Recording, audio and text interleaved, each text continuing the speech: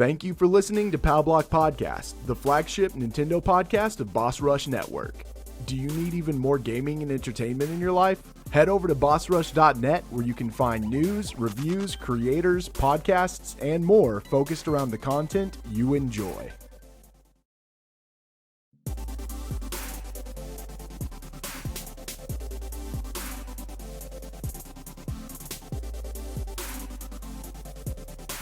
Hello everybody, welcome to Nintendo Pow Block here on Boss Rush Network. I'm your host, the enlightened, excited Eddie V. Joining me is the gallivanting Gallatron himself, Mr. Jacob Taylor. What's going on, everybody? We got the indie insider himself, Mr. Dan Murphy. Good evening, everybody.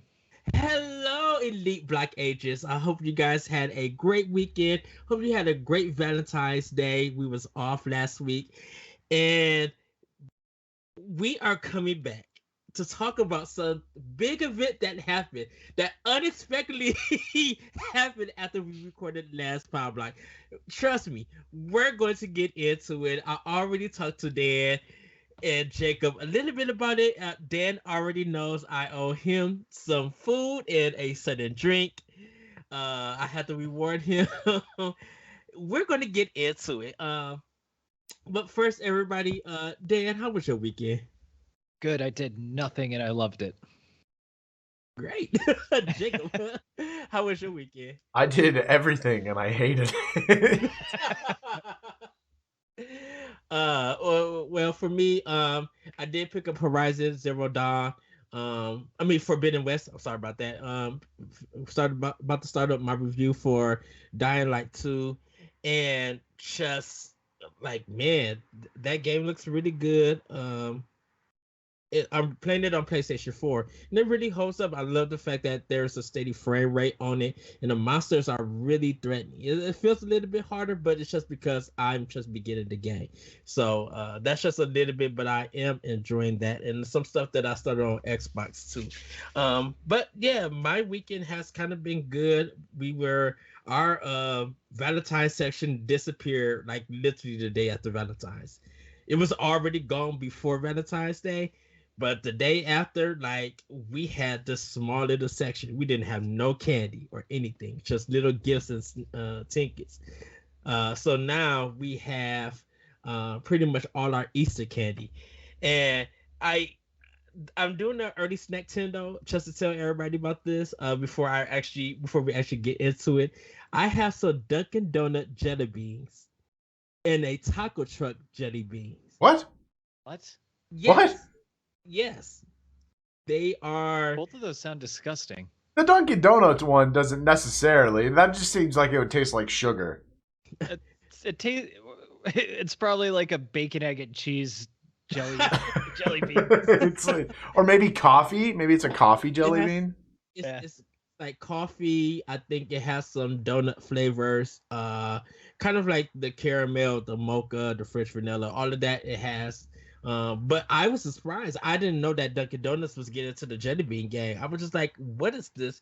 But then when they told me about the taco truck one, they were just like, yeah, you can have margaritas, you can have beef, you can have guacamole, tomato. I'm just like, what the world is this? It's so odd and it's so weird. I'll tell you guys next week about it because I haven't tasted it yet. I just brought it and I was just like, I'm going to hold on to this because I got to tell the fellas this before I dive in. But I do have a Snacktendo, but I'm going to actually wait on that. So with that, everybody, we might as well get into Snacktendo. Jacob, what have you been snacking on? So I think maybe you've talked about these before, Ed. But maybe not. It's these new Lay's chips that are called, I think they're called Foldables or Lay's Folds. And it's like, go ahead. Layers? Yeah, that's it. Layers, yes. I don't know where I got Foldables. But it was, I tried the sour cream and onion ones, and it was really good. They were very, very delicious. They had the classic Lay's sour cream and onion flavor, but the one thing that I don't really like about eating chips in general is that my mouth gets really cut up by all of them. And so these were like kind of not like soft, but they were fluffy, I guess is the best way to describe it. And so it was a lot nicer to chew. to pop a chip in the mouth and chew. But I couldn't figure out like what the purpose other than to be fluffy was, because it seemed like they were, the way the bag made it advertised, it kind of looked like it was meant to be like dipped. Yeah. But then I felt like if I dipped the chip, it would just break from the weight of the dip. So that was a little weird, but those were really good. And then I bought a couple more of the packs of the potato chip Reese's cups. Because I love Reese's cups, and that one is my favorite right now because it's a nice little salty sweet mix. Yes. I'm still trying to get the chip flavor, but I feel like it's just like, man, this tastes like a Rice Krispie dipped in peanut butter. That's fair. That's fair. But they are good though. Yeah. Was that all? Yeah, that's it for me, man. All right, Dan, what have you been snacking on? Girl Scout cookies. We got our order of Girl Scout cookies in a couple weeks ago, maybe. Yes. My top two, I mean, Samoas are the best.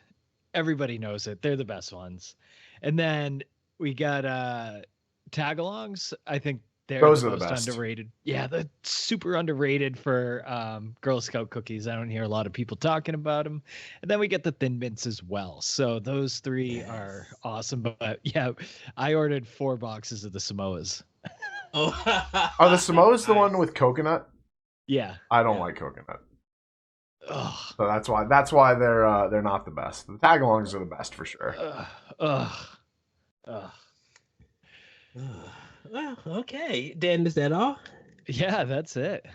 All right. So my new snack that I got in my job is Pringles Scorching Wavy Loaded Nachos. Huh. They're good. I got them fresh and everything. I think what I'm having a problem with is that I don't get the nacho flavor to it. It is cheesy and it is spicy, but I think the way that they season them for the spiciness, like the hot part, I think that overdoes the flavor of getting that loaded nacho in it. It's not bad. Trust me, it's not bad. Anyone who loves nachos or loaded nachos, you know that you love a good kick and a love spice. This one is really good. To me, it's a keeper. But I think it's just that they seasoned the ones that I brought too much. I think if they had less scorching, it kind of balanced it out with the loaded flavor. I think it would be a good touch to it. But they are good. They gave my mouth a kick. I was literally almost in tears because I was just like, this is too hot. But I was enjoying it. Like, normally it takes a while. Like, if I keep eating them, my tongue would get used to it, and then I'll drink like half a thing of water, and then I'll go back to eating them. But they are really, really good. I do recommend people, if you search them and see them, I do recommend picking them up. They are really good with that. So other than that, yeah, chicken lo mein and some good old fried rice is what I had. I'm trying to find a new Chinese place, and I'm trying to find some new foods because you gotta substitute that Chinese with Thai. Yeah, it's dude. Like, you know, it's part of growing up. It's part of being an adult. You just you leave the Chinese food for your drunk 18-year-old days, and you move on to the Thai. You feel older. You feel more mature. Pad Thai. You know what I mean? Curry. I'm trying to see. I got to get in touch with Grayson because he knows the spots in the city, and I'm just like, okay, we need to go to a ramen spot. We need to go to a Thai place. He knows the places. He's close by him. I'm like, we need to go there. I need to sit down. Y'all order me what I need to eat, and I'll dive in. Because what you recommended to me, Dan, last time, that time was good. I was just like, ooh. I forgot what I recommended you. I know it was pad Thai I had, and then there was another one. I mean, I just had Thai for dinner tonight. That's how much I love it. Oh, nice. Yeah. So, because I do want to do like ramen and sake together. I want to do some kind of. I haven't had this sake, and I really want to try it so bad. So I won't be driving. I'll be taking the train, or whatever. So I'm like, someone's driving me, or I'm taking the train to the city. But Everybody, that has been Snacktendo. We're tired going to get now. Nah. We're about to get now into Faminews. Dan, take it away. All right. So we're gonna get started with the new game releases. If you check out our website at www.bossrush.net, every Monday we will have a What's New Nintendo article that basically goes over the news of the past week and lets you know what's coming up for new releases in the week. So check that out every Monday. We're dropping it at 4:30 Eastern. But some new games coming to Switch this week. Looks like we got tomorrow, Tuesday. We're recording this on Monday. Soul Cresta is neoclassic shooting, strikes back with classic gaming using modern technology. Ed, that seems like a good game for retro gamers like you. Yes. That one's going to be $40 digital. And then Wednesday, this one kind of seemed pretty funny. An American Werewolf in LA. This is a 2D beat 'em up. It stars a young surfer who tries to run away and chase his dreams and gets stopped by a sheriff. That's $4.99. What? Yeah, it's crazy. Edge of Eternity. It's a 3D turn-based JRPG set in a fantasy world. That's $29.99. Thursday we get a few more.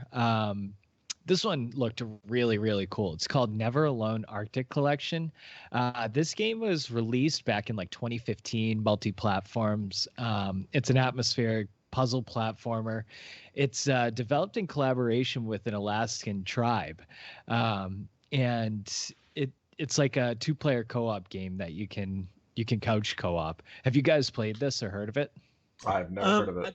This is the with the girl in the white fox, right? Yes. So I have it on Xbox One. I have played it. I gotta play some more of it. It sees that our good friend Geek Bro 27 Jack, he platinumed this game or got all the achievements. I'm like, oh good. And it looks really good. It looks like relaxing and just enjoyable. So I gotta play more of it. I'm probably am going to pick this one up for a Switch. Because $15, that's not a bad deal. That Yeah, really isn't a bad I've spent way more money on way dumber things. But I mean, like, that game just looked awesome. So I Yes. actually pre-ordered it when I was looking up these games to post on here. So just a couple more on Friday. We have maybe you can help me out with how to pronounce this one. Is it Atelier Sophie too? This Yeah, one's Atelier. Yeah. Atelier. Yeah, that's a pretty popular JRPG series. And it looks like they have a new one that's releasing on Friday. It's $60 digital and physical.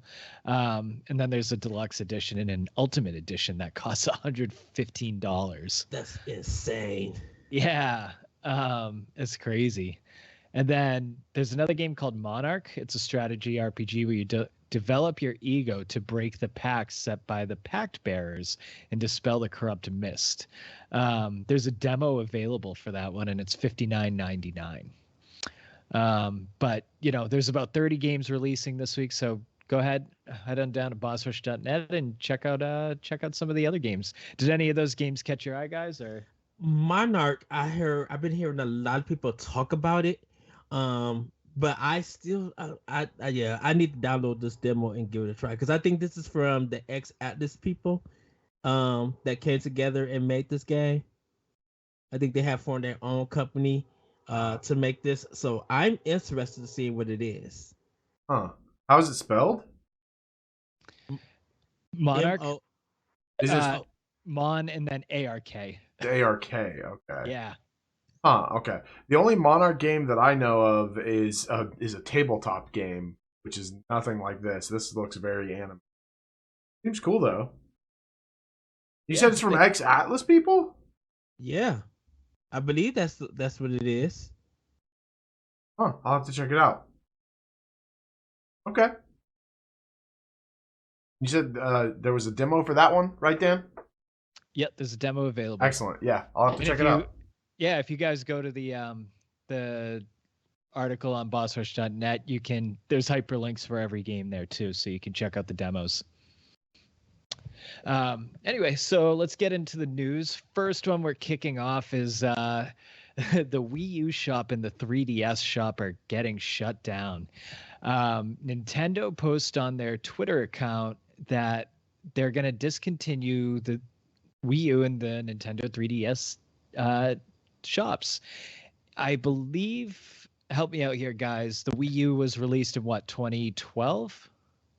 Oh gosh, I'll look that up. You keep going. Yeah, I think it was 2012, and the 3DS was about 2013. So they're about, when they close down, it'll probably be about 10 and 11 years old for these shops. Yeah. There's been a lot of discourse online about it. I'm personally neutral because I don't have a Wii U, and I do have a 3DS, but I don't see myself buying a game anytime soon. Ed, kick it off. What'd you think of this?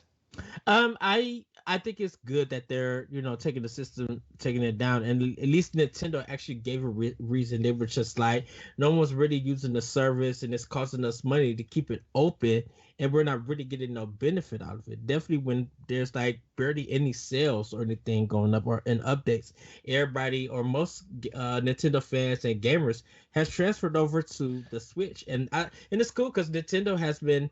I don't know if you guys seen it, but they were just like, any of your money that you have on your Wii U or eShop or 3DS, did you want to switch it over here to your Switch account? And if you say yes, they'll bring everything over. So if you have money on those two systems and completely forgot about it, just didn't even think about it, they're in your account. So that's like that transfer. That's nice that they did that. That they didn't say that, hey, we're closing the shop, and if you have money on it, you just lose out. They were like, no, we're going to transfer your stuff.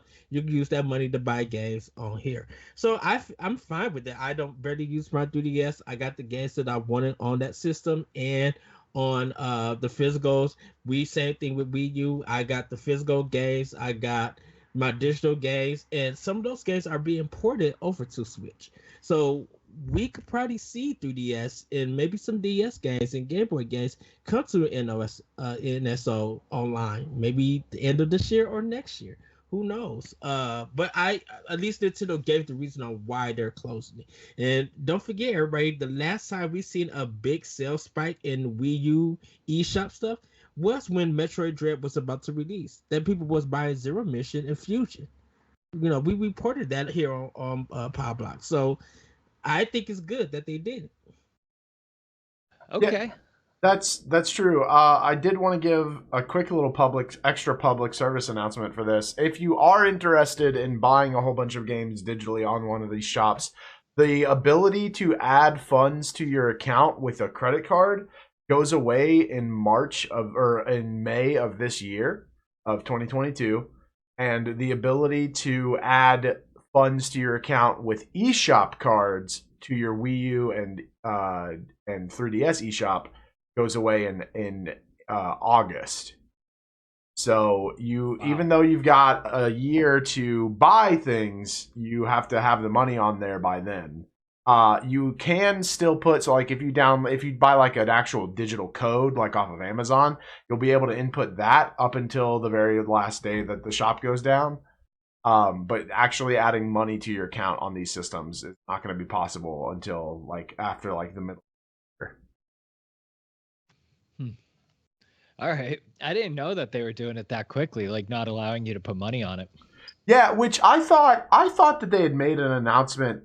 I have to go back and look because I swear that they made an announcement that they were doing that at like the beginning of 2021. Yeah, interesting.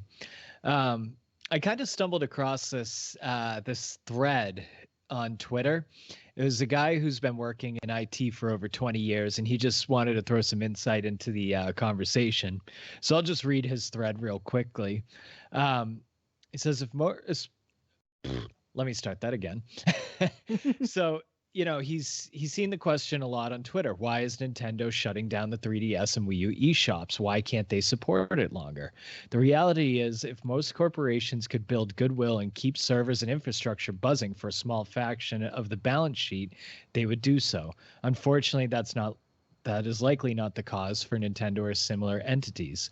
Nintendo chooses, right or wrong, to set up their eShops and systems per project, meaning the 3DS and Wii U shops are very likely their own entities, with their own cost structures and systems to maintain. The 3DS and Wii U released in 2011 and 2012, respectively.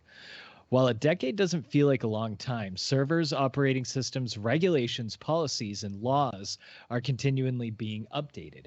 The constant march of technology and global regulations actually cause some IT infrastructure to get more expensive to maintain over time. So he kind of just goes on and on about, the infrastructure, how much it costs, how much to keep these legacies open. And really the question comes down to, should Nintendo have this all on one server, or should they have it all, keep doing it individually? But, it makes sense thinking of it that way, with just, you have to hire lawyers and everything, and there's just so many security regulations. So I see why they did it. I also kind of don't totally understand the outrage either, but again, I don't really play either.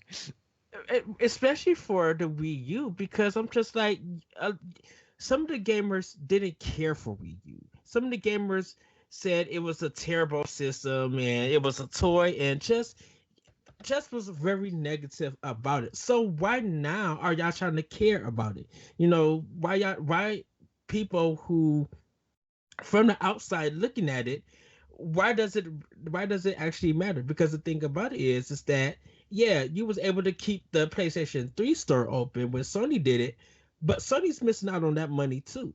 And y'all not playing the PlayStation 3. So Sony's missing out on sales with that. Nintendo, at least, they was upfront to it. If you're going to be outraged, you're going to be outraged. But you shouldn't have been outraged. You should have been more supportive when the system came out and those games were available at that time. Mm-hmm. And now people want to act brand new, that if they want to buy these games physically, because they want to protect, they want to play that game after the store closed and something happens with their digital copy, they're now seeing the prices jacked up from $100 plus some dollars. Like, Wii U games are not costing about $200 to $600 some dollars, wrapped or unwrapped, if you want it. But and to me, I'm just like, you don't have no right to complain when you have time to support. Yeah. Restray in the chat says, on one hand, it makes sense that if it's losing them money and no one buys anything anymore, then very well. On the other hand, how does Steam keep games seemingly forever? And Restray, I think that goes to what Dan was saying from that article about how, like, the Nintendo's setup for how they keep their servers going is just not beneficial for that type of thing, right? Steam had the foresight to say, we're in this for the long haul and we want to be able to offer these games forever. So we're going to have one server system and we'll just continue adding onto it as needed. Nintendo didn't do that. And maybe as time moves on, they'll start to, but as we all know, Nintendo is like 12 years behind at any given time. So, it might not be until like 2030 when we actually see that sort of thing from them. The thing that bothers me, and I'm going to go on a little bit of a soapbox here, is that kind of like what Ed was saying, the people who are the loudest about this are the same people who are complaining that the games that are on 3DS and on Wii U are not on Switch. And the Venn diagram of people who pirate games and hide behind, it's for historical preservation, and people who complain about Nintendo getting rid of their games on a system that nobody plays anymore is a circle.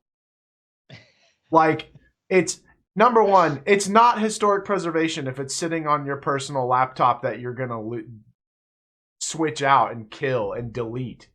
Like, it's just not. It's not at all. And I cannot stand that. I see so many, especially when this comes up, and it's weird. Like, I don't agree with, so Ed, love you. I don't agree with the some of the things that you say sometimes when it's like Sony and Microsoft, well, like, their games aren't getting modded, their games aren't getting, like, people aren't making fan versions of their games. I do think that that's happening. I just think it's not loud enough. But Yeah. this particular instance, man, this happens in every gaming.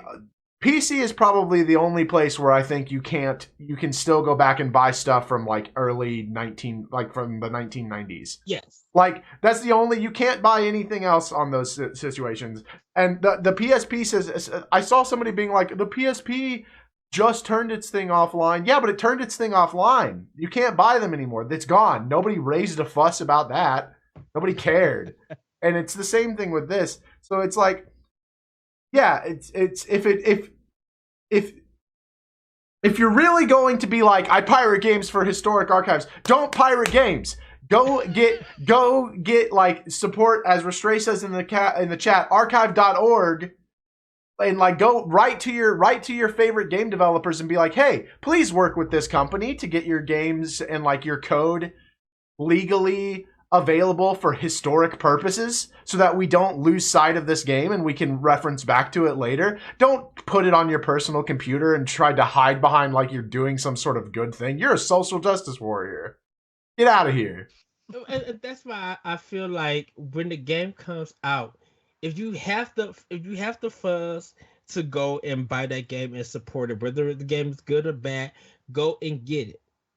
Because if not, don't forget, people who do have this, the collectors who do have this, if you ever feel like you get in the mood that you want to buy this game and there's no other way to get it, they're going to jack up the price and you won't have no choice but to pay it if you want to play it. And go ahead. And the other comment that I see a lot is people being like, oh, well, you know, if they offered a way for me to buy it, I would. No, you wouldn't. You got a game for free. Why would you buy it? Why would you? You're lying to yourself. They already did offer you to buy it when it came out for the first time. Yeah, it's so. I can't. The mental gymnastics of trying to. This is perfect. When I buy a game from the Nintendo Switch eShop, I don't have to defend myself for doing so, but you have to defend yourself for pirating a game. Which one do you think is bad? If you have not learned, the one guy, he got 3 years and got to pay all that money to Nintendo. Yeah. Oh, yeah. I'm not trying to get Nintendo. Here's my coins legally for a copy, physically or digitally. Now, if you do some collector's edition, you get extra coins for that. But I'm not about to do any of that crazy nonsense. I'm going to go out and support. And like, I would love so badly if I could play Custom Robo, Phantasy Star Online, Chibi Robo on the GameCube, just a whole bunch of GameCube games that I had as a kid, but I was a dumb kid and got rid of them, and now I can't, and they're like $70, $80, $200 sometimes, and I don't want to pay that, but I'm not like, that's just the life I live in. I just can't play those games until I can either get the money to pay for them from some secondhand seller or Nintendo decides to bring them back. Well, that's sorry, I'm really heated about this. I think so Shane, I'm gonna do another shameless plug, but Shane, one of our writers on BossRush.net, wrote a little banter piece on if Nintendo and Google teamed up. I think that would solve all of the server issues if they could figure out a way to have good internet. Well, so, before you move on, I did say that. What I did put on, like I said on my Twitter page, I'm just like, what if Nintendo purchased Google Stadia's technology for it? Yeah. Yeah, what would that do for gaming? Well, we'll find out. So our next topic, I hope you guys get just as heated on this one. Majora's Mask is coming to Switch on February 25th. The month-long drip keeps coming out. I think we only have a few games left after Majora's Mask. Are you guys going to be playing this one? Yes, I am. I am doing a 40-day blog for it on my personal page. So I'm going to be going into this adventure fresh, dressed, and hopefully impressed. I'm going to be committed for 40 days, whether I beat the game or not. I'm sticking to this game. And what's your what's the URL for your blog so we can find it? It's not. It's WordPress. I think it's optional opinion for WordPress. You know but- what? Go to Ed's Twitter, and we'll at the end of the show he'll give out his Twitter, and you can find it there. So it's Mhm. yeah. So it's optional opinion blog Awesome. WordPress. I'm so looking I- forward to that. Yeah. So I'll put it in our. It's gonna be in on my Twitter page. I'll put it on the YouTube link, and you guys will be able to see it if you listen to it on Anchor or anything. So I will put it in our information notes for you Okay. guys to check out. Jacob? Yeah, I'm gonna be playing Majora's Mask. It's gonna be like a slower drip feed sort of thing. I'm not doing any sort of challenge. I've beaten the game before. I like Majora's Mask. I don't have to challenge myself to play it. But man, let me tell you, I haven't played anything since they released the N64 Online app because I can't get that dang controller from their store because they don't release it. So I'm waiting on that because it feels really weird to play it without the C buttons. So I played through all of Ocarina of Time with the Pro controller. Yeah. Or, just on the Joy-Cons. And still towards the end, I was kind of fumbling around because, so it's like the Y button is left C and the X button is the down C button. Mhm. So I put two weapons that I use the most there and really just rotated those in and out. And then I think I just put the ocarina on like right C. So I just kind of spent a lot of time in the menus, or if I was trying to use the right C button, I was like fumbling around a little bit. I didn't fully get used to it, but I still, I don't know. I just loved Ocarina of Time so much that I played through it and I was like, this game's just incredible. But I haven't tried Banjo-Kazooie for that very reason. Yeah. I've never played Banjo-Kazooie, so I kind of want to get like the actual experience with the controller. Mhm. But like Jacob said, I just can't find that damn thing. They don't offer it. It's really annoying. I think I saw an article out there that was like, it like showed you how to take an old N64 controller and make it into, give it like Bluetooth for your Switch. I might have to do that. I'm gonna find it. I'm very tempted because I just have like 6 of them just sitting here. Yeah. Nice. All right, and then lastly, we'll probably talk more about this, but one of the more exciting announcements at the Nintendo Direct was Nintendo Switch Sports is being released in spring. I think it's April or May. April. And you're not allowed to talk about Nintendo. I know. Well, we can't share it on our socials. That's but true. Anyway. Yeah. So they did the play test over the weekend. I did the play test on Friday night. Ariel and I did it together actually, and it was really, really fun. Were you guys able to do it? Yeah, absolutely. I wasn't able to do it. I didn't participate because of doing some other things, some other games, and doing some other projects. So I wasn't able to get to it. Jake? I have 3 words for you. Battle Royale bowling. Oh, so good. It's so good. I don't know why. It's just bowling. It's like it. I mean, it doesn't really matter that the other people around me are bowling, but it's like there's something to it that I'm like, destroyed y'all. Oh, dude, it was great. I love that mode. I love that mode so much. That was so much fun. It was so much fun, and like, I mean, Wii bowling was like my jam. Oh, that was that was the game.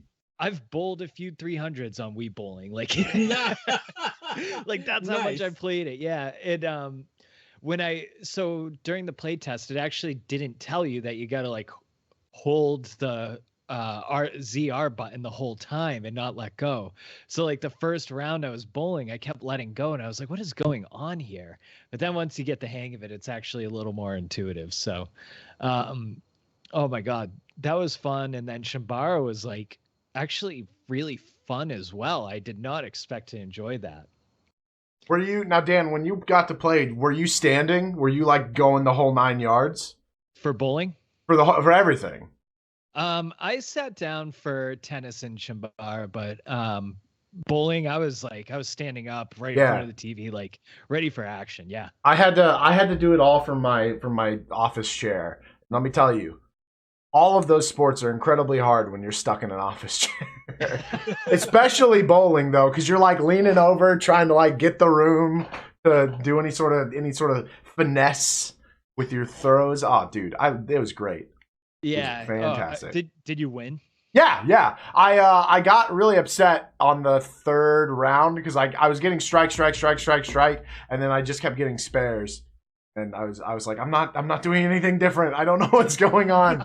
But yeah, sure enough. I'm sure I was like just slightly, my wrist was like off kilter just tennis. Did you feel like your front but you were playing with Ariel, right? Yes. So we actually, we were on the same side of the yeah. Court. Okay. I felt like as a single player, I felt like in tennis, the front man was not as responsive as the person on the back. Mm. Like it or maybe my just wasn't used to because it plays different. It plays different than regular tennis. You can't just like waggle your Joy-Con around and it'll hit everything like in regular tennis or in Wii tennis. But I felt like I was either swinging too late or it was just too slow to get to anything, and I had to rely on my backman a lot. Huh. Yeah, I just didn't find tennis that fun. Yeah. Like I don't know. You just kind of flick your wrist and the ball gets to you. Well, maybe you have to just go against the right person. Have to have a really heated match. Yeah, we had a couple. Yeah, we had a couple of good ones, but I don't know. It just fair enough. Out of the three, it was definitely bowling, Shambara, tennis. Yeah, like, tennis way down. Yeah. I'm waiting for volleyball. That's what I want. I played it that sport in high school, and I can't wait to play Battle Royale. Bowling sounds hilarious. Oh, it's great. Oh, it was intense. Cause I would jump in, and my goal would be like, okay, I need to come up number one. Great, I have dead.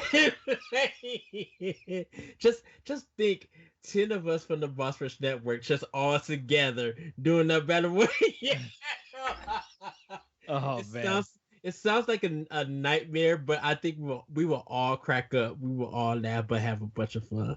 Yeah, it was good. I like it's intense. I think this game is literally going to sell bunkers.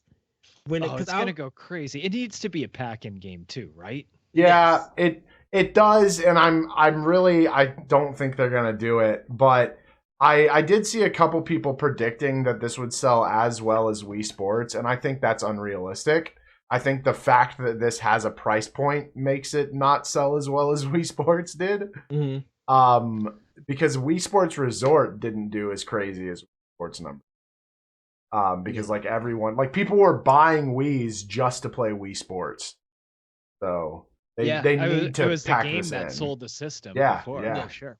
Yeah. I think if it's not going to do Wii Sports numbers because the group says the pack in, but I think it's going to do a good number digitally. I think a lot of people are going to buy this game more digitally than they will physically. Yeah. Because if you get into physical one, you're not really doing it for that kicking the waistband thing. You're not really doing it for that. You just really like the game and just like let me get this physical version before they discontinue selling it. Yeah. But I think a lot of people are going to be like, I'm gonna buy this digitally, be able to bring it over to their friend's house, and then just start playing, having fun with it. That's what I'm actually really interested in. Is I'm interested in how many people are going to be like, Grandma, gotta check this out. Switch has sports now, and then like we get another push for the Switch console selling, and it just goes nuts again because like all the people that bought into the Wii are like, oh, it's got it, I'm ready, it's got the game that I liked. Yeah, because that would be the coolest thing. Real quick, can we talk about Mario Golf on Switch Sports not featuring Mario characters? Mario Golf on Switch Sports. Because they announced that they're bringing golf to Switch Sports as a free content update, and it looks exactly like courses from Mario Golf. Does it really? I didn't notice that. It looks like they took Mario Golf, took the Mario characters out, and like the zany Mario stuff, and then just plopped the Miis in there. Huh, interesting. Speaking of which, what do you guys think of the new character designs? I like them. I like the fact that they're more detailed. I like them too. I've never liked the Mii designs. I'm a heathen like that. I've always kind of just hated the Miis. I really like the Miis. At first, I was not into these guys. I didn't like their faces. I didn't like that. I thought that we were going to be playing with like generic characters, but then they showed off later in the trailer that yes, in fact, you can like put your Mii's head on this face, like you can design it to look like your character, like your Mii. And so if that's the direction they go, if they give them the like, if number one, if they bring Mii's back in an important way, because Mii's need to come back. That whole concept of like having a U on your system needs to come back. It needs to not be this thing that's hidden under your user profile. So metaverse, man. Dude, I love it so much, man. I love it. And Street Pass. I'm gonna forever champion that. If they can give Switch the Street Pass stuff. I am not prepared for Street Pass on Switch because I would be trying to pay. I would be in Chicago trying to pass everybody. I'm like, I need everybody's Street Pass code. Come on through. Nice. All right. And then lastly, this news actually just popped up right before we got on to record tonight. But there's going to be a Min.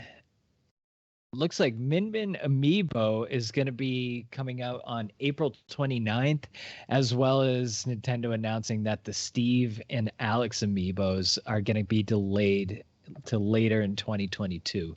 I'm not an Amiibo collector, and I don't know what they do for Smash, so this does nothing for me. How about you guys? I collect Amiibo, and I'm very excited for them. I don't even use them in games. I just like to have them on my shelf. Same. What do they do in Smash? In Smash on the 3DS and Wii U, you could like create an amiibo fighter, which was the same thing as a CPU fighter, except it had an adaptive leveling and like learning system. So if you fought it a bunch, it would learn how to counter you, and it would become harder to beat. And there was that's kind of cool. Well, it was, and then they got rid of it in Smash Ultimate. But there's entire tournaments dedicated to amiibo fighting. Fan run tournaments that's like bring your best amiibo and pit your amiibo against other people's amiibo, and like they train their amiibos to be like these super incredible fighters. Yeah. But now they're basically just statues, which is fine. They're great. It's like cool to have such cool. That's the thing, right? If you get like one or two of them, they never were that interesting. But when you have all of them, you have the full collection. It's pretty cool looking. It's really neat to have that on. I remember that Wii Fit Girl was the first one that everybody laughed at, and she was the first one to disappear. Yep. Yeah, and then P stand Link. Classic. Yeah. Do you have like every amiibo, Jacob, or do you have like certain series that you collect? I'm collecting every amiibo, but man, they're expensive and they're hard to find. If you don't get on them right away, they can get up there in price. So like I've always just been like you know what, if I find it in the wild, I'll pick it up. But I'm not gonna go out and like hunt one down for $100 on Amazon. Mm-hmm. Yeah. So I think I just have a Toad amiibo. That's it. Yeah. I was getting amiibos when they was coming to my job at Toys, but we didn't get all of them. And when there were some of them that we got a small quantity, and then there's ones that we got like a big quantity of them. Yeah. But yeah, I'm excited for Min. I can't wait to collect them. I'm incredibly excited for Min. I think it's really kind of funny that Min, a character who is arguably incredibly intricately designed with like a dragon arm and like noodle hair and totally like all these weird different outfits and a strange like fighting style pose got pushed forward, but then Steve and Alex, who are just squares, got delayed. I'm sure it's because like Microsoft was like, oh well, you know, we want them to be a little bit better. Maybe they had some like input for what the designs could be. I don't know exactly what it is, but like it's so funny to me that like, yeah, this character that is just a few squares and rectangles, it's not coming out yet. We gotta work on that. One of the interns messed up and threw a circle in there. It was crazy. Things got wild there. But all right, that's it for the news. Ed, right back to you. Okay, so everybody, we get into doc mode. The Nintendo Direct has come and surprised us right after last week's Pow Block. Yes, everybody, I was way off. But the Elite Block agents are back together and here to talk about it. That's right, Elites. It's time to dive in. Let's go! So, this Nintendo Direct, the hotness that literally, and when I say that it literally came after we talked about it, we didn't plan on doing a prediction show or anything. We were just buying or selling rumors, just seeing if it was going to be true or not. And thank you, Dan, for that conversation. It's just so weird when you hear our answers and then you watch the direct get announced Tuesday morning. My mouth was agape and I was just like, oh dang it. But this Nintendo Direct was really good. Everybody, if you have not heard that, me and Corey did a direct recap, so you can check that out. But I had to get Dan and Murphy and Jacob together. And I got to hear from them because I've probably watched this direct about almost 20 times. Oh man. Like it is so good. I mean, I skipped around and stuff, but it's just like watching different details to be like, okay, I missed something. Oh, I see this or I see that. So we're gonna break it down. And if you guys need to this recap, it is on our bossrush.net. You can go to news and search it there. But everybody, Dan, Jacob, Fire Emblem 3 Hopes is dropping June 24th. Did you say boo? Yes. I also said boo. Oh no! I am excited for this, but let's get into it. So you guys say boo. Dan, what is your reason? It was just funny. I remember seeing they opened up with Edelgard right at the beginning, and as you guys know, I absolutely love Fire Emblem Three Houses, and I was just got really excited, and then all of a sudden I was just like, wait a minute, there's no possible way they could ever do a sequel to this game. And then it clicked. This is going to be a Warriors game. And I just all of the life got sucked out of me. And I was just like, oh man, why a Warriors game? I don't know. Whatever. I don't find Warriors games fun. Age of Calamity was the one I was gonna like, and I hated it. So I was just really bummed to see that. I'm in a very similar boat. I saw it and was like, oh, it's Fire Emblem. That's cool. We're getting a new Fire Emblem game. And then they announced that it was a Warriors game. And I was like, I don't care about Fire Emblem characters enough to care about a Warriors game for this. I like Fire Emblem a lot, but I like Zelda a lot more. And so I can get into a Zelda Warriors game and be like, oh, look at that. Oh, it's so cool to be playing as this character. Oh, wow. I didn't think that that's how that character would fight. But for Fire Emblem, I'm just like, care. They're just all the same. I don't care. And okay. I don't know. It's cool. I think it's I will say this, for people that wanted more Fire Emblem Three Houses, the story specifically, I think that this opens up an interesting way to give them a story, and I think it's good that they're not hindering themselves like Hyrule Warriors did, where they're selling it as a prequel when it turns out to be an alternate reality sort of situation. It's just a different story.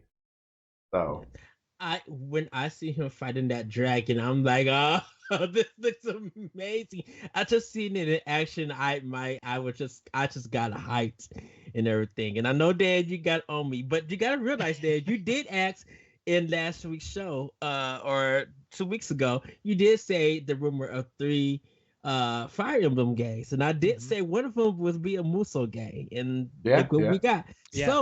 So E3, we may get the next Fire Emblem game. I think we probably will get it.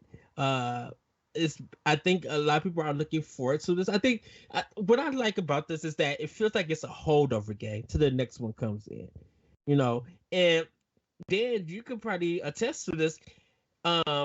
We've been seeing more people jump back into Fire Emblem Three Houses. Like some people who already beat it restarted the game, and people who got the game and just held it's been in their backlog. They just started it, and so now they're going to all of these different houses and everything because they just want to go through it. It is kind of funny. See, yeah, like I've seen a lot of people online just kind of like, hey, I'm gonna do the Blue Lion Blue Lion's house today, or I'm just someone just randomly started a Golden Deer and they're like playing through it and loving it. So yeah, yes. I also got fired, Jacob, because I didn't finish 3 Houses. I'm going to finish it, Dan. Oh, I haven't either, but I have a good reason that I didn't finish.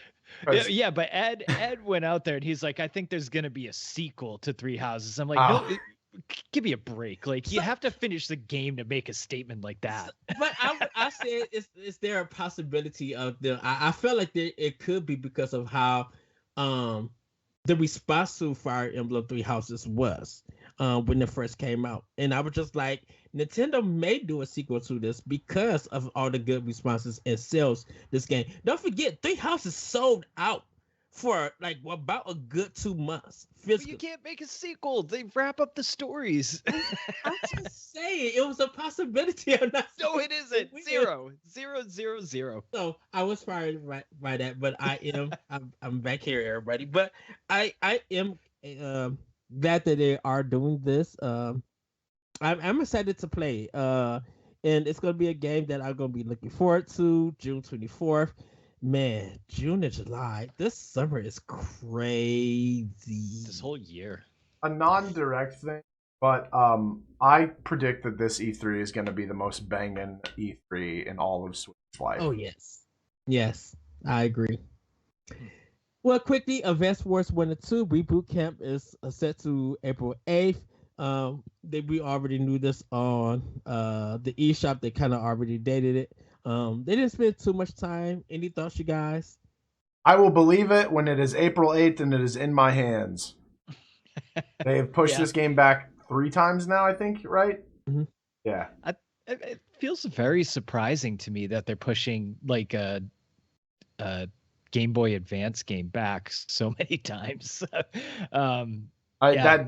It kind of worries me a little bit because it does, like, I know they updated it a little, but it does seem strange that, like, it's not a complicated game. It's not complicated in its systems. Why is this having such a hard time? Yeah, isn't that kind of surprising? Well, I think it's because we didn't know much about it because they announced that this game is going to be fully voiced, fast forward battles, we set the turns. I think no one really knew all about that, and Way Forward probably was having some development problems. They probably needed more to polish the game, and they was probably still mixing the audio and stuff when they first started, because they announced this at E3, and I'm just like, man, 6 months that you guys going to announce this, and it's supposed to be out in December. Yeah, they needed more time for what they needed. Yeah, but like, I mean, because WayForward's not a first-party Nintendo company, but they did announce Paper Mario and then release it in like 2 months. That is true. That was in like the weird pandemic time, though. Yeah, that's true. But it's not unheard of. It's just weird. I don't want to get my hopes up because I have a very special place in my heart for Advance Wars because like me and my cousins every Christmas would play Advance Wars. We had the link cable. We'd go the whole 9 yards, and we'd just like stay up all night having a war while we were waiting for Santa to come. And like, so it was releasing December 8th, and I was like, oh, this is gonna be great. I'm gonna bring this to my cousin for Christmas and be like, it's on. we're going again, and then they let me down. So I'm kind of bummed about it, but hopefully it comes out on the 8th. Yes. We got Hello Games No Man's Sky dropping this summer 2022. This is not a cloud version, so it may be a digital release and physical. We don't know yet, but yeah, they were able to get this game running on the Switch. You'll have all the current updates to the game. So, any thoughts, anybody? I've never played it. I don't know if I'm going to get it. I am going to kind of wait for reviews for this. Jacob, any thoughts? If No Man's Sky can be on the Switch, then Kingdom Hearts can be on the Switch without being cloud version. Your move, Square Enix. I'll second that. I don't have much to say about No Man's Sky. There's nothing. It doesn't do anything. Yeah, for me. I don't either. It's a cool concept. I think it's neat that like the whole point is. But I don't know if anyone on this panel knows, but I'm pretty sure that it's been through like a weird development phase where like it got updated and its original concept is different than what it is now. Yes. But it's still kind of there. The like bones of it are there. And so the whole point is that it's like a procedurally generating world, and I'm pretty sure infinite.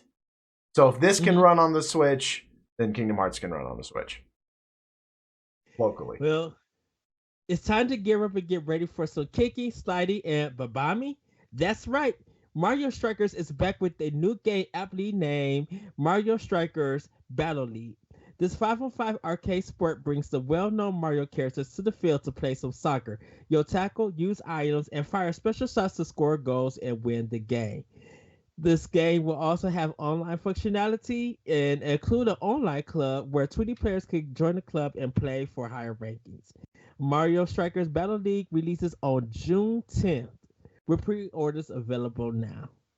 Guys, the internet went wild with this announcement. Dan, take it away.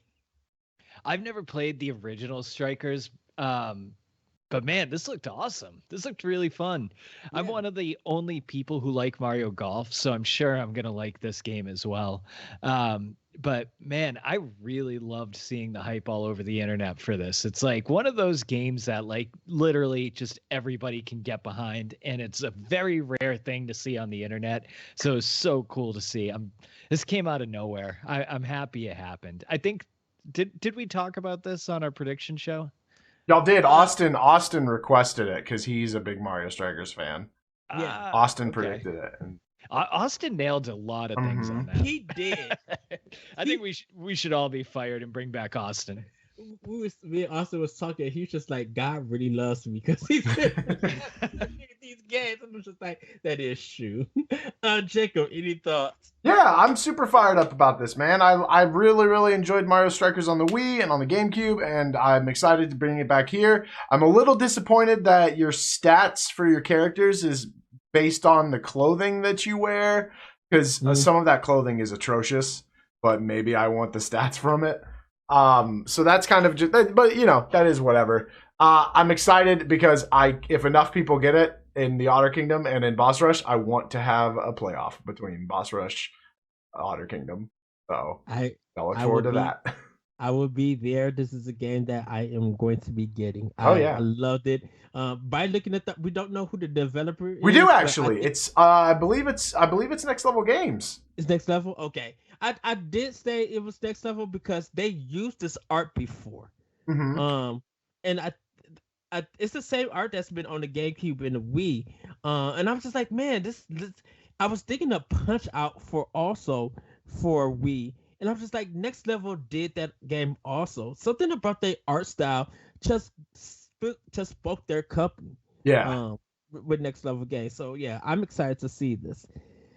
We got Salmon Run coming back to Splatoon 3 with some new bosses, some odd salmon that you'll fight, like Flipper Flopper, who jumps and shoots a ring of gunk over you, and then he'll try to flatten you. And this is coming out in summer of 2022. We still do not have a date. I feel like somewhere in July is going to drop. Because man, you got two Nintendo games dropping in June. You got Fire Emblem Three Hopes, and you got Mario Strikers in June. So I feel like this one is going to kind of drop in July. What did you guys think? I thought it was also a funny trailer. Also, I think it's a mistake to not release Splatoon during summer. It's got such a great summery vibe to it with all the sea and ocean and paint and colorfulness. I'm very, very excited for Salmon Run. I am a absolute sucker for any game that has a horde mode, especially when it's a like group horde mode and it's me and my friends versus a constant wave after wave after wave. I bought Mass Effect 3 just to play the horde mode on it because I heard like my friends were wanting to play it back in the 360 days. So I am very excited Salmon Run's making a comeback. I was a little worried that it wasn't going, and it was just kind of that thing that Splatoon 2 had. yes, Dan. I never played any Splatoon. I'm probably not going to play this one, but happy for everybody that liked it. Okay.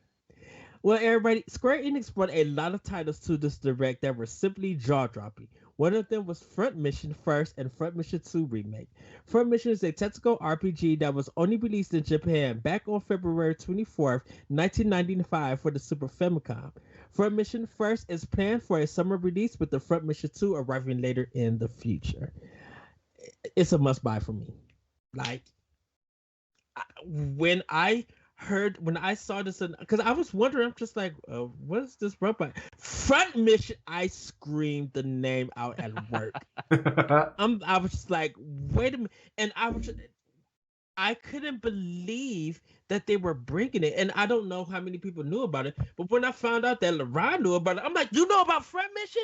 How? Because I was literally shocked that he knew about it, because like, it was, I always say this. There was a game that I seen in EGM, and it never came to America. I was waiting for it to come because I was a big SquareSoft fan back in the 90s, and I would almost buy everything that they put out. So, thoughts? Because I know you like Final Fantasy Tactics. Dan, does this interest you? Oh yeah, this looked awesome. I never heard of it, so when I was watching this trailer, I was kind of just like, oh wow. Like I was like kind of I was into it, man. This looks so good. When does it release? Do we know? It's planned for the summer, so it's a summer release, so maybe June, July, or August. It's probably a July or August release. We may learn more at E3. It may be literally a surprise drop, depending on when Square Enix might talk more about it sometime soon. But right now it just says summer release of this year. Right. They didn't give much to the trailer at the for the announcement trailer, so I kind of had to look into it a little bit, but man, this is a good one. Yeah. Jacob, any thoughts?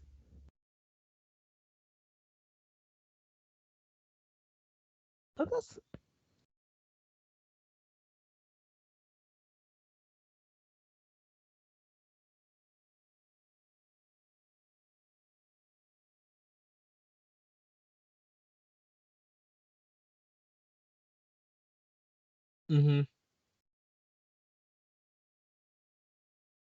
And so basically, like I said, I thought it was super cool. I'm not going to be picking it up. It's just not really a big thing for me. Fine. Square Enix also brought us Chrono Cross, the Radical Dreamers edition. Rumors about its release have been circulating for some time, and when it got revealed, not only will they be bringing the original Chrono Cross, but they're bringing Radical Dreamers, a new text-based adventure that came out on the Super Nintendo on February 3rd of 1996. This was the follow-up after Chrono Trigger. That Radical Dreamers happened that supposed to lead into Chrono Cross. This game is the Radical Dreamers edition is planned for April 7th release. So think about it, you guys. we get Radical Dreamers Chrono Cross the 7th, the following day of Vest Wars Reboot Camp. Phew. Eating, fed, but fay for RPG fans. Thoughts about this one? Dan, I'm gonna start with you. I almost cried when I saw this.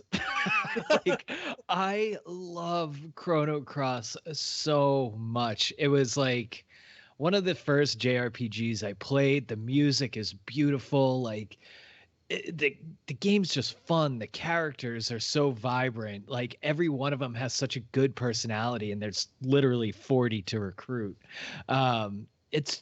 It's a super underrated game. It seems very polarizing. You either love it or hate it, but not enough people played it. And a lot of people wanted it to be a true successor to Chrono Trigger, which was never going to happen. But man, for it to get like these nice new models, I am a little worried that they said that they're remastering the music. I hope we get to listen to the original because the original is just perfect. But oh my God, I am so happy that this game is coming out. I think they said you can listen to the original music and have the original graphics. Yeah. So I think you can't switch it on and off. Okay, I didn't know about the music. I know when they did Final Fantasy X, those remakes, it was like the same thing. They remastered the music and it was just awful. Oh. But you were able to go back and listen to the original, which I was like, okay, I'm on board with this. But man, oh, I'm so ready. And it's cool that they're doing that text-based game, the Radical Dreamers. That's where the idea of Chrono Cross came from. Yes. Jacob. Again, this isn't one that I'm going to be picking up. So polarizing is a great word for it, because I saw the announcement and I went to Twitter and I was like, oh man, I bet Twitter's going to be blowing up about how dumb this is, because I thought everyone hated Chrono Cross. I thought that it was like just totally standard. I thought people just were like, nope, don't care about it. It's the worst Chrono game. It's so stupid that they released that after Chrono Trigger. I really did not think that people liked Chrono Cross. And then I got on Twitter and everyone was like, no way, my favorite Chrono game. Like, oh, and I was like, where is this coming from? Because like, I swear I've heard like public speaking about how this game is not good.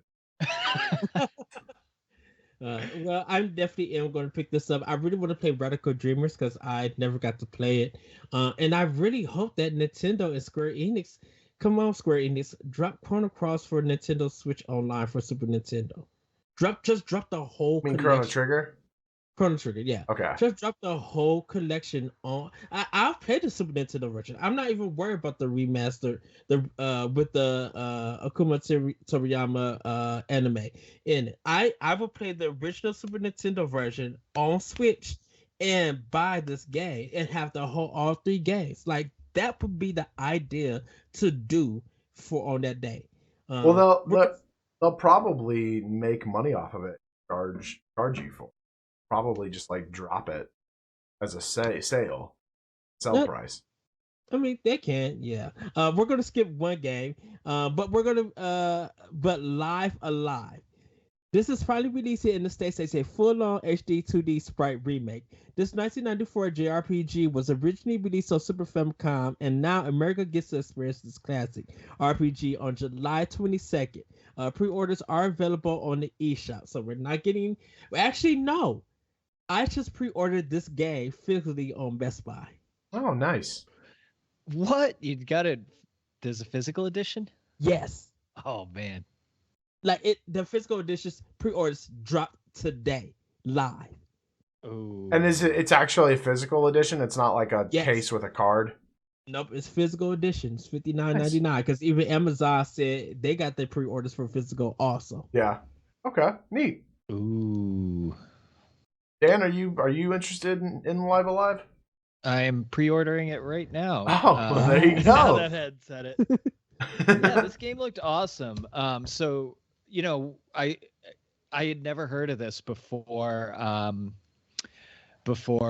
this direct, and I kind of looked into it, and it looks like that it's kind of what Octopath Traveler was built off of, right? There's 8 stories, except it seems like they actually all intertwine in this one, which I'm really excited about.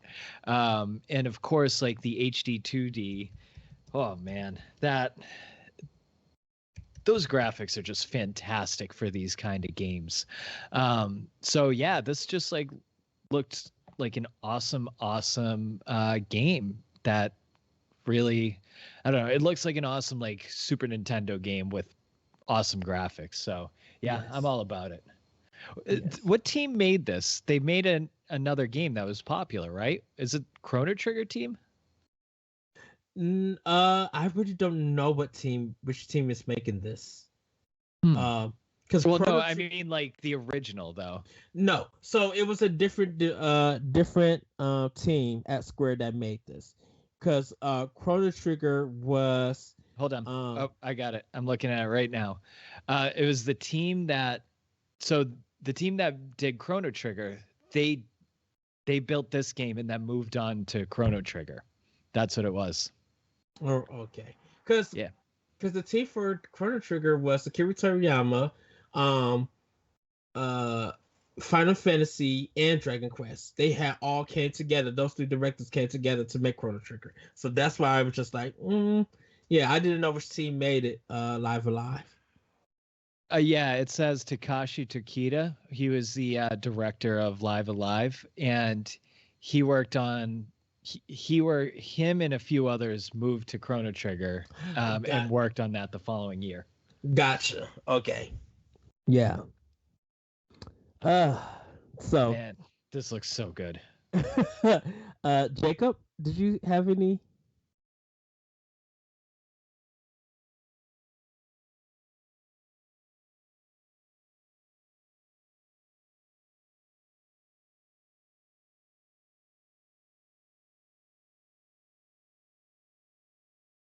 It would have been really, really cool if Square Enix decided to do that with Final Fantasy 1 through 6. But they didn't. They did they went for the low hanging fruit and just made it with shitty text. Yeah. So and with another lower fruit by putting it on PC and mobile. Yep. Yeah. So for those of you that don't know, if you're new to this show, I am not buying anything Square Enix because of the atrocities that they committed that day. So I won't be buying this one either. Let's rephrase this. He's not purchasing anything Square Enix. He's not saying that he won't receive anything gift-wise. No, I won't be receiving anything gift-wise, Ed. Not for this. I'm just saying. No, not for this. I will happily accept all the payments. Yeah. Pay it out to all. You will not accept. All Square Enix payments to Galachad will go to. Perfect. In writing. I'm talking about someone gifting you the game. Just be like, here you go, Jacob. Like gifting you. You won't turn the gift down. I might. I don't know. Well, everybody, last but not least, Square Enix showed off Triangle Strategy, and they announced that a new demo that is out. You guys can check it out. The chapters 1 to 2 and 3 are available. Your save data will carry over to the rest of the game if you purchase it, and the game drops March 4th. So we got about 2 weeks from now to pick up the game. We're actually next Friday. Yeah, it's about just under 2 weeks.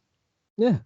I haven't started the demo. I have it. It's ready to go. I'm excited to start this game, to start the demo. Jacob, are you at least did you download the demo or anything? No, I didn't. Not doing anything Square Enix. I can say so that before I was not a fan of Square Enix. When they announced this game, I got really excited because they showed green and red and blue, and it looked kind of like a Zelda game a little bit in like the initial trailer, and I freaked out and like on my stream was like, a new Zelda, and then it was Triangle Strategies, and just the level of like, like my emotions just plummeted because I was like, "This isn't Zelda. What is this?" But it looks cool. I know my brother is really excited about it. He's a big strategy game player. He loves strategy board games, tabletop games, video games, everything. And he wasn't super keen on Octopath Traveler because he just didn't really like the system, and this system seems like it's a lot more interesting. So I know he's excited for it. Okay, Dan. Yeah, I mean, this is a day one purchase for me. I love strategy games.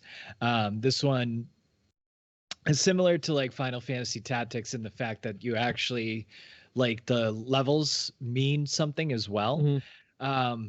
I played the demo. I really wanted to hold off. I was like, I just want to save it for like when it comes out because then I'm gonna play it and I'm gonna get really into it. And it happened. I got really into it. But yeah, it has like a lot of cool gimmicks too. Like I like that you can actually surround someone. So it's like if you attack them in the front, then your guy attacks them in the back on the same move. So there's like tons of cool little strategies you can use that are new gimmicks to this tactics game. I won't lie. It took me a little bit to kind of like the HD 2D graphics on this.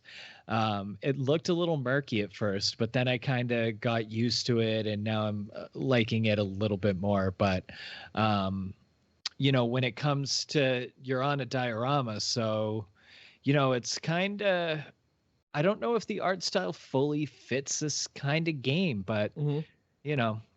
We'll see. We'll see when it comes down to the whole thing. Okay. Disney Speedstorm releases this summer. Thoughts? It's a free to play game. It looks okay. I'll try it out when it drops. I'm not invested in this game. Yeah, it's free to play. I'll give it a shot. It'll be interesting. It'll be a fun game to like because it's free. It'll be a fun game to convince your friends to be like, "Hey, everybody, download this. Let's drink and play Disney Speedstorm, and just have a good old time for like one night, and then never play it again." Yes. Dan, any thoughts? Nope. Okay. There was a montage with Star Wars Unleashed, it's the Wii version, Assassin's Creed, the Ezio Collection, which is out now. SD Gundam Battle Alliance from Bandai Namco is also dropping this year. That was all in the sizzle reel, right? Yeah. Yeah. There's usually something in those sizzle reels that appeals to me, but not on this one. This direct overall for me was kind of just yeah. Yeah, that there's always like one sizzle reel where I'm just like, why didn't they put that in the regular direct? And in this one, I'm like, that's a sizzle reel. Yeah. Well, it seems that Kirby has some new powers that don't suck. I know, bad joke. But what they show blew our minds. Kirby can inhale cars, vending machines, and more in Kirby and the Forgotten Land. While saving the Waddle Dee on this mysterious island, you'll enter muffle mode. This mode allows Kirby to become items that will allow him to travel faster, break certain pipes to get higher, and more. And this game comes out March 25th. Pre-orders are available now. I have my copy pre-ordered. The trailer is cute, but then he sucks up a car, and then you see him start driving it, and the internet went meme crazy with this. People start calling him Carby, and the game looks so cute. Jacob, thoughts? The game is incredibly adorable. I am super excited for Kirby. I hate mouthful mode. It's gross. It looks like Kirby got stretched out and his skin is just enveloping whatever it is that he's taken over. It doesn't make sense canonically because he literally is able to suck up anything. And some of the powers that he gains from mouthful mode, he just has as copy ability powers in previous games. So I don't know why. Like it just, I don't like it. It's weird. It's weird that his little feet are dangling off the back of the car. It's gross. I don't like it. It's gross. It makes me like I feel icky. I feel icky when I look at it and think about it. Dan.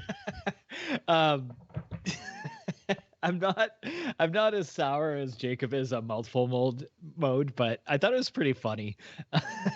um, After watching the trailer, I was like, I'm not getting this game. But then I watched the trailer and I was like, you know what?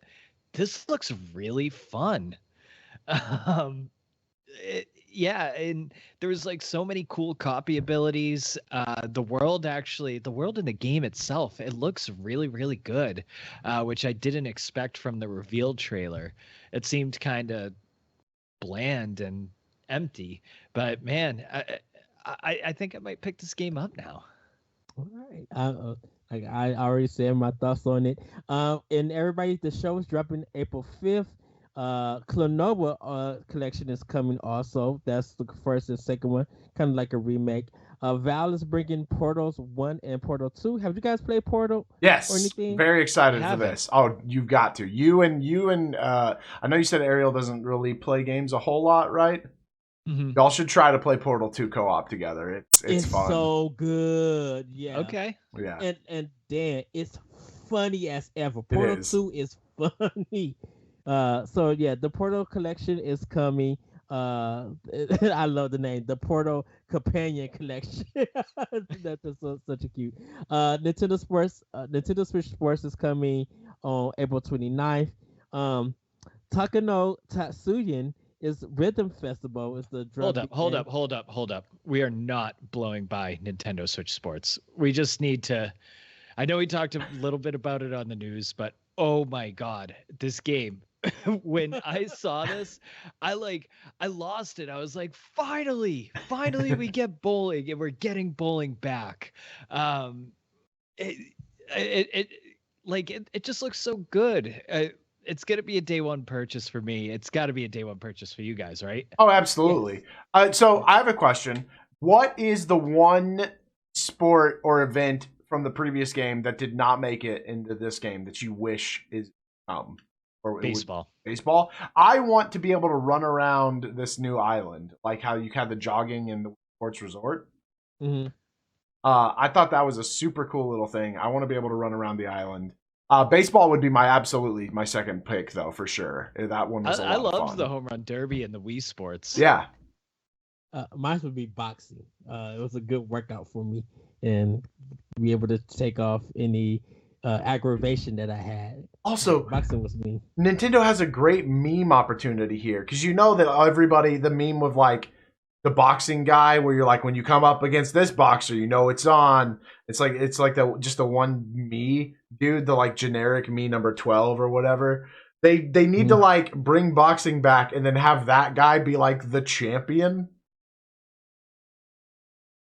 Y'all don't know what I'm talking about. It's okay. It's fine. I'll link it later. The people of the internet know what I'm talking about, so they'll be like, yeah, it's a great idea. I do want to say this. I want Kowazumi's outfit that he wore. Right? Oh man, I want to be a Nintendo Sports star. That was adorable. That outfit was high. I would pay $100 Same. for that, for the shorts and the top. Yeah, man. It's probably got like knee-high socks too. Oh, dude, absolutely. Oh, shoot, yes. That was adorable. Speaking of baseball, I just want to say, Ed, you had mentioned the show. The guy on the cover, Shohei Ohtani. Yeah. He is a huge Nintendo fan and he loves Mario Party. By the way, just had to throw that out. That's awesome. Oh, Yeah. really? Yeah. Okay. Before we go on with that, what did you think of that puppet that was talking? That puppet kind of gave me nightmares a little bit. That thing was weird. I don't know why. Like, I'm sure it has something to do with baseball, and like baseball fans would know and be like, "Oh, it's the puppet." But like, I was just like, "What's going on? That guy's crazy." That voice threw me for a loop. I'm like, "What?" It sounded like your older uncle who's like just shy of not having a voice anymore from smoking. Yeah. So I'm a huge baseball fan. I still play baseball. I coach kids in baseball. I played in college. I have no idea what the hell that puppet is. Yeah, so what is it? Where did it come from? What weird What fever are we dream doing? did that come from? Yes. Crazy. So Takeno Tatsuji and the Rhythm Festival is a drum beating game. Um, you'll be able to play the theme song to The Legend of Zelda. It's very popular and around with some people. Cuphead, The Delicious Last Course DLC is coming on June 30th. I enjoyed the Cuphead anime cartoon series that's on Netflix. Really good if you guys haven't seen it. They really missed out on the opportunity to release this at the same time as that. Yeah. Yeah. But I think it's also because of Microsoft that they're dropping this onto. Maybe it's Sony. I think they're dropping it on all 3 platforms and PC. Metro Dread receives 2 free updates, and you guys can check that out. Earthbound Beginnings and Earthbound is on Switch Online. So that was super surprising to me. And yeah. And now we're never gonna hear the end of Mother 3 coming or not coming, or because now we have both of them on the Switch. So once again, Nintendo, it's your move. So I'm very unfamiliar with the series. Is there a difference between Mother and Earthbound? Yes, actually. Mother is Earthbound Beginnings, which is the first game in the series. Mother 2 is what we call Earthbound in the States, which is the one that everyone knows. It's Ness and Porky and Pooh and Paula and Jeff, the 4 little kids. And it's notorious for being, you know a little bit about Earthbound, right? Dan? I just know that Ness and Lucas exist from Smash Bros. Okay, so Earthbound is notorious for being like back when RPGs meant fantasy, class system, 4 characters running around, saving the princess. Earthbound came in and was like, what if that, but in the modern day? And like crazy and aliens and weird jazz playing musicians that you bail out of financial problems and like it's a very very that sounds awesome. No, I'm honestly, for somebody who loves RPGs, I'm really surprised you haven't played it. You need to play it. So I was a Sega kid. That's fair. That's fair. I had Sega instead of Super Nintendo, and then I just never heard of this. I don't think it was popular back then. It wasn't. So it was like Nintendo's Phantasy Star when it came to like fighting and stuff. It was the first Nintendo game that included a strategy guide because Nintendo felt like their players wouldn't understand what this game is and it may be too difficult. So it was kind of like this big box that you would get. It was like I think $70 at the time. Go ahead. But they had dropped the price because it wasn't selling in stores. So if you went to your local Kmart, you could have got Earthbound for $20.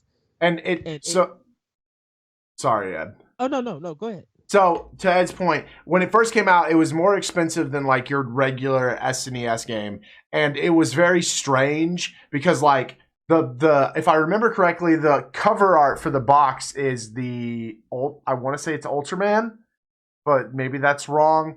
But it's just like this giant robot thing, and it's hard to tell what it is just from looking at the box. So like, of course, your kid's gonna go gravitate towards Donkey Kong, Mario, Zelda, whatever.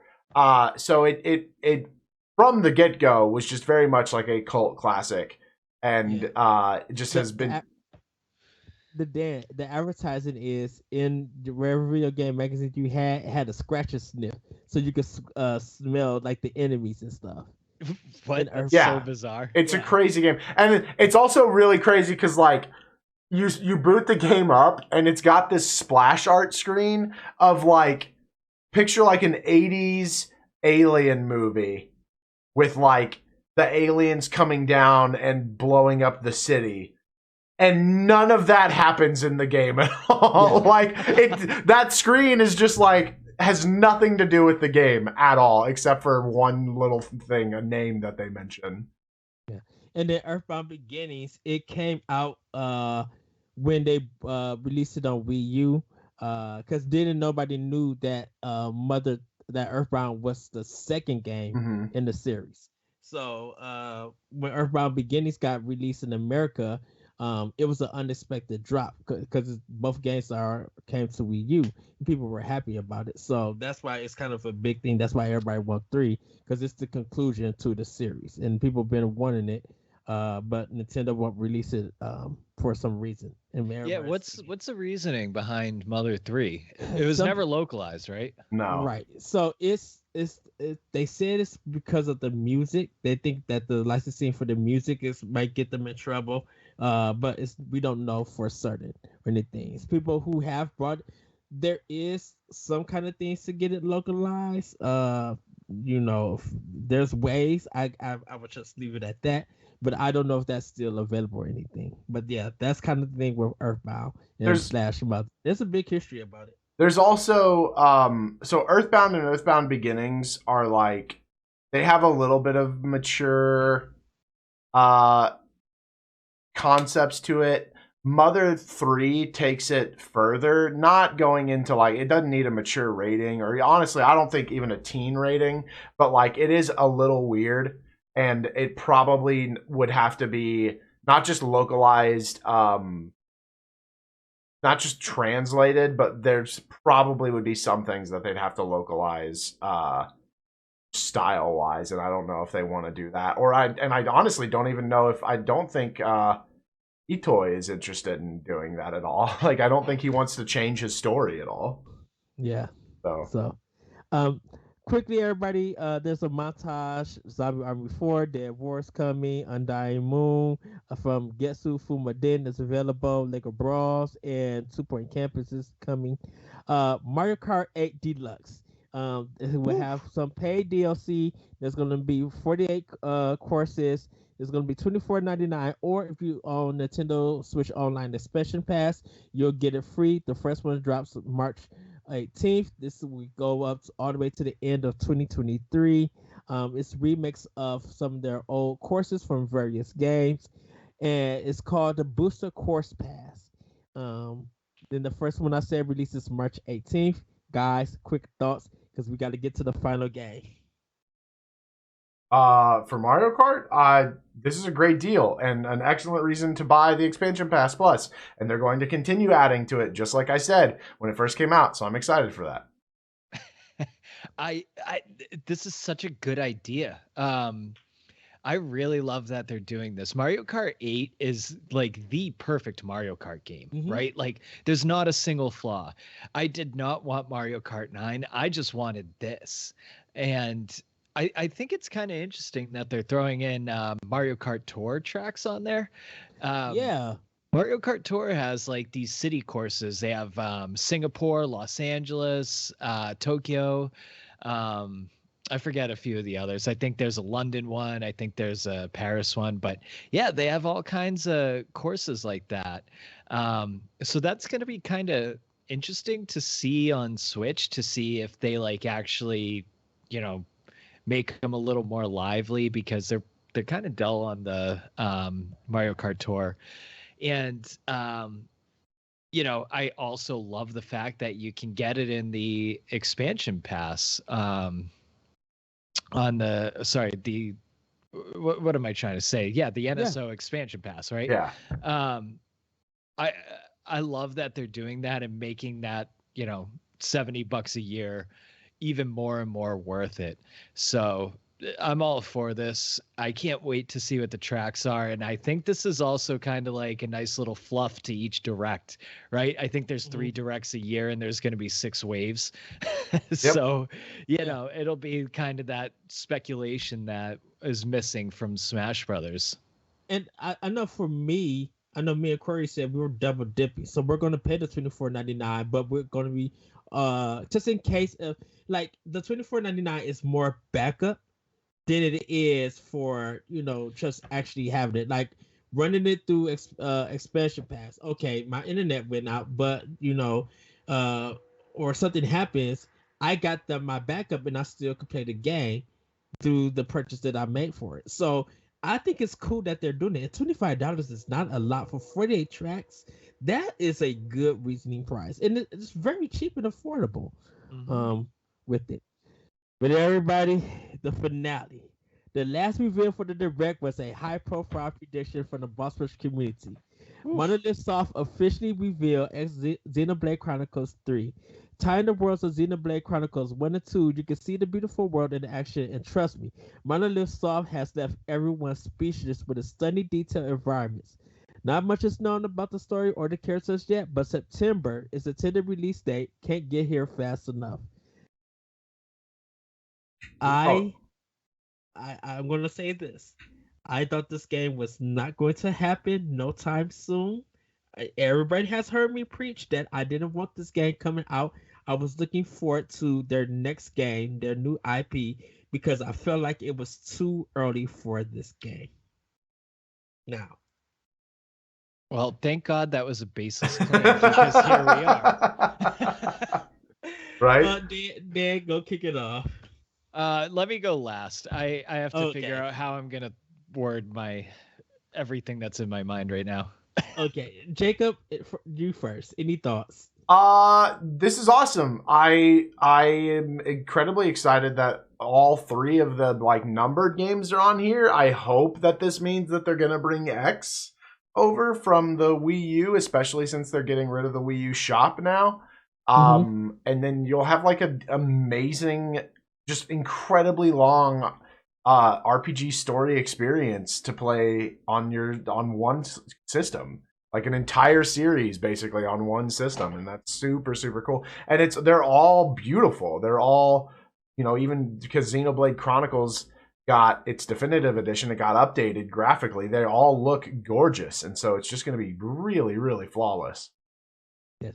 For me, this is going to be a crazy fall. If it plays like this, Xenoblade in September, Bayonetta 3 in October, Breath of the Wild in November, and I think we said at first I did say Mario Kart 9. By the way, everybody, he is predicting these dates. These are not announced. These are not announced. Mario Kart 9 in December. I thought that was what it's going to be. But now Breath of the Wild is weird because now Nintendo, is it smart for them to do it in November or is it smart for them to do it in December? It's so weird on where Breath of the Wild 2 is going to be at if it makes it 2023 release. Because now, because that just those three games, Xenoblade, Bayonetta, and Breath of the Wild 2, that fall/winter or that fall/holiday, bunkers.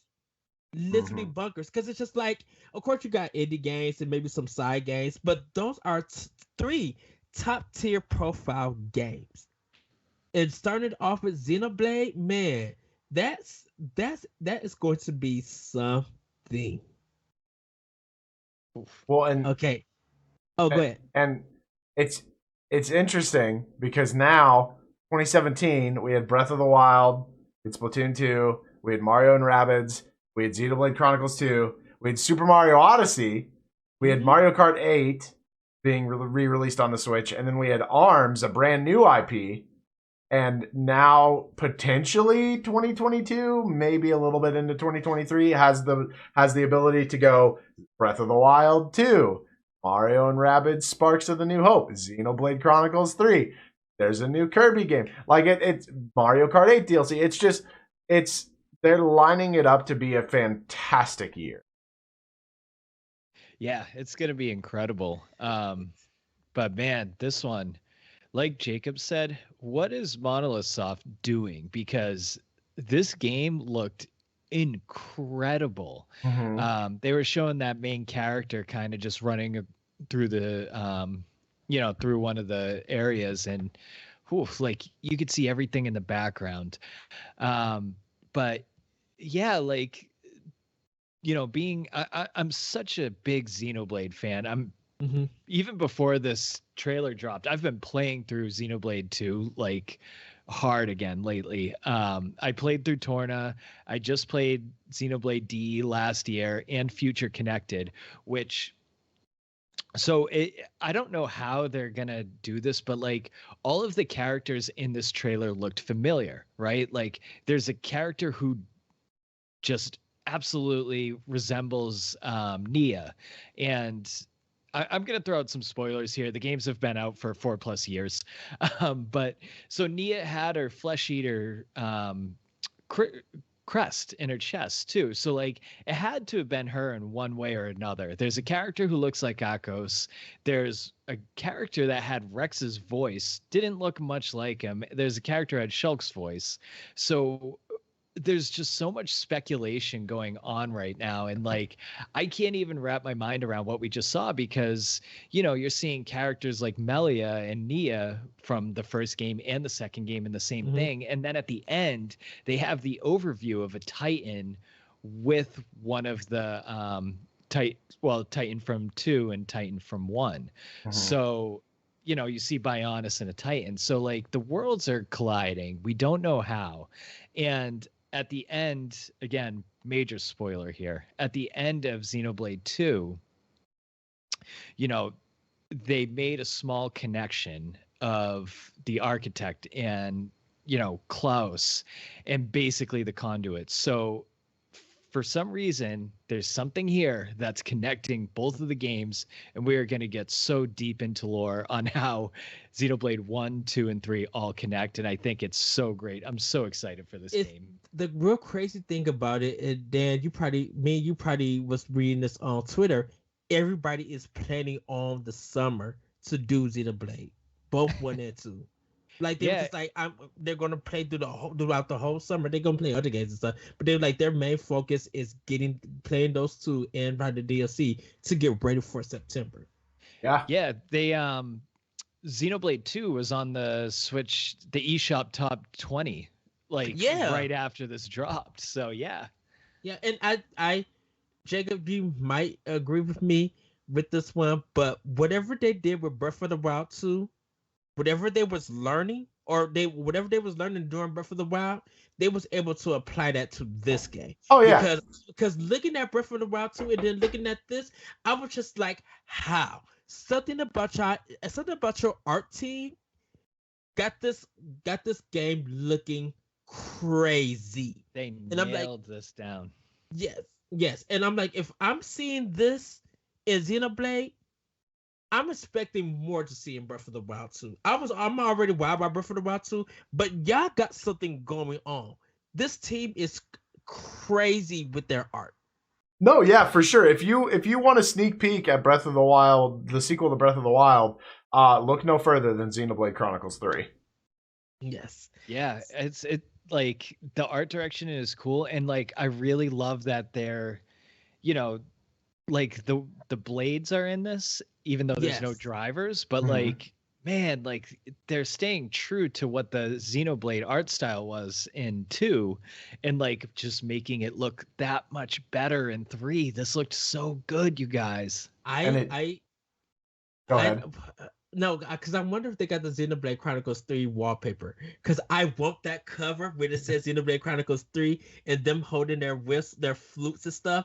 That shot, I'm like, oh my goodness, this is beautiful. It artistic wise, I'm like, everything pops. Everything just fits. Yeah, Xenoblade fans are just eating good on this system. Like Jacob said, I mean, we got Xenoblade DE, we got Xenoblade 2. I haven't played Future Connected beginning to end. That's the additional content on Xenoblade DE. And I think there's something in there that's going to show us like how these worlds are going to connect. So I'm really, really looking forward to playing that when I'm done Xenoblade 2. Yes. Sure. So last thoughts, you guys. Grading this direct. Jacob, what would you give it? It was like a solid 6 out of 10. It wasn't blow your pants away, but it was definitely like a good foundation for the year. Okay. Dan. Oh, it blew my pants away into shreds. TNT. I'm gonna go 9. Yeah, I'm gonna 9.5. 9.5 out of 10. I mean, this is like one of the few. This is probably my favorite direct, I would say. There was like, I mean, beginning to end, there was only a couple times where I was like, that looks okay. but like it sold me on Kirby, which it's very rare to sell me on a game. I kind of already know if I'm going to get it, but it's like, Nintendo Switch Sports was a huge surprise. I'm buying that day one. Chrono Cross, huge surprise. Going to buy that day one. Xenoblade 3, I was expecting it sometime soon, but still, huge surprise. Day one. Live Alive, day one. Like, all of these are so good. And every game looks good. Every game looks fun. Yes.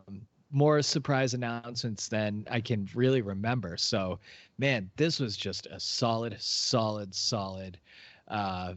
direct. And by the way, a lot of this, like Chrono Cross, that was on the NVIDIA leak. Like, there's been a lot of that leak coming out. So, expect to see more. Hopefully that Final Fantasy Tactics remaster.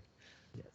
I'm going to have to give this one a 9.5 also. I was going to give it a 10, but I'm just like, Disney, nah. The Kingdom Hearts, nah. But I will give this one a 9.5 because, like, man, Fire Emblem Three Hopes surprised me. I love how it was looking, fighting that dragon. Live Alive, like the Square Enix stuff, I just blew me away. Xenoblade Chronicles 3 and Mario Kart, I was just like, wow. I really wasn't down on anything. I was really excited for everything. And then finally getting Portal 1 and Portal 2, that just made me scream a big yes. Like, because we have been on the Boss Rush community, we have been talking about Portal come to the Switch. Literally, me and Jack been talking about it, and me and my other friend was talking about it, which is like, this game needs to come to Switch. And then this Direct, they just give it to us. So Val trying to get them coins. Now, Val, if you get ready and do Half-Life 3 so we can stop here in the community, talk about the Half-Life series, that would be fine. But yeah, a 9.5 for me. I really thoroughly enjoyed this. And yeah, that was the Nintendo Direct, everybody. We're going to get quickly into Play with Power. And I'm going to start with this one. I've been playing Dying Light 2 for review in Horizon Zero Dawn. Horizon Forbidden West, like I mentioned earlier. Haven't really been playing that much Switch. Only game I've really been playing on it is Street Fighter 2 World Warriors. Right now, I have Voice of Cards. I am going to start that, but I had to play the other games for other reasons and everything. But I do have that game, and I cannot wait to start it. Dan, what are you playing with Power?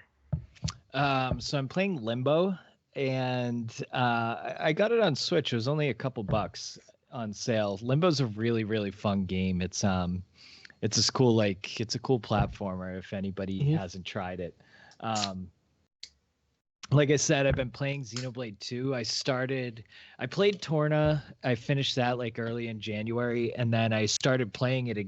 I wanted to play my New Game Plus, and it's so much fun playing New Game Plus after playing Torna, just because there's so much that happened in the war 500 years prior that you learn in Torna, and then it kind of bleeds into the main game itself, and you kind of see these like little nods and little underlying things that you wouldn't notice unless if you played Torna before.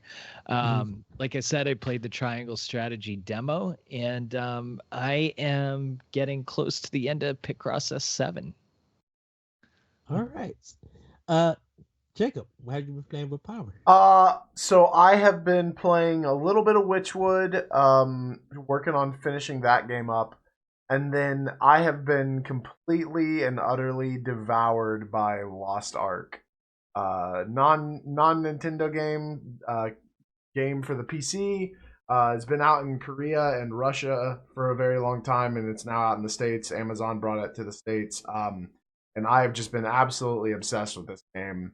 It looks so good. It's very, very good. I don't know. It just speaks to me on a bunch of different levels for like what I enjoy out of gaming. I enjoy like just doing tasks and questing and just kind of that drip feed of like a little reward. Here's a little reward, and it's super, super good for that. But because of that, I've been shirking a lot of my Nintendo responsibilities. So I have to 2022. My focus is to beat every single game that is in my backlog. and I'm not going to do that if I'm spending all of my free time playing Lost Ark. So That's what I was supposed to do right now too, and I'm playing Xenoblade again. yeah, so that's 100-hour game. yeah. It's been fun, but I'm trying to like figure out something else to do. But I've also been kind of like in a weird state with gaming right now, where I'm just kind of like happy. So trying to get through a little rut that I'm having, and Lost Ark's been helping a lot with that. That's nice. It's free, by the way. Oh, no, actually, I'm sorry. I do have to say this. So I'm actually part of their creator program, which isn't like a super big deal. I'm pretty sure anyone can get into it if you apply for it. But so I legally have to say that I'm a part of that. So they haven't right now, but they could potentially in the future like sponsor me or give an incentive for me. So legally I have to say that. It is free to play. I do recommend downloading it if you have a PC. I'm pretty sure every PC can play Lost Ark. It's not like a super challenging game to play to run on a PC. But yeah, I do have to mention that. I forgot about that because that's yeah. Oh yeah, and I forgot one I mentioned. I forgot to mention another game too. I played Ocean's Heart. This is like a 2D Zelda-like. You know, I actually got a review code for it and wrote a review for Boss Rush, but it was disappointing, to be honest. Like it was very much a 2D Zelda-like, but it was too much of a Zelda-like. Yeah, it was just like, you know, there was like everything was familiar, nothing was fresh. You know what I mean? It's just like the weapons were same, the dungeons were almost the same, like the puzzles were pretty much the same. Like they're just, even the menus, like the enemies are exactly the same. Yeah. Man. You know those like enemies that kind of come up out of the dirt in the desert, the sand in the desert? Yeah. I forget what they're called, but like those are all over the maps and everything. So it's just like, it was just way too unoriginal. Like it could have been a really good game, but like you got to do a few of your own ideas, man. Yeah. So I mean, if you need a 2D Zelda fix and you don't want to play Zelda again, go ahead and try it, but you know, fair warning, it's a very, very unoriginal game. That's too bad. Yeah, I was a little bummed, to be honest. Well, everybody, that has been Nintendo Pow Block. Thank you, Dan. Thank you, Jacob. Dan, where can we find you? You can find me on Twitter at DCDM99 and all of our wonderful articles on www.bossrush.net. Yes. Jacob, where can we find you? You can find me everywhere at the internet at Galutrad. That's GALUTRAD. You guys can find me on Twitter at ThatVirtualCode. You can check out more content at bossrush.net and on our YouTube page, Boss Rush Network. Check us out there. Shows like Talk the Walks to the Definition, Crossroads, and Arsenal X, and other shows. Definitely this one, Nintendo Pow Block. And you can also check our merchandise store and sign up to be a Patreon. Just go to bossrush.net for more information about that. With that, everybody, have a great week, have a great weekend, and we will see you next time on Nintendo Pow Block. Bye, everybody. Woo-hoo! Bye.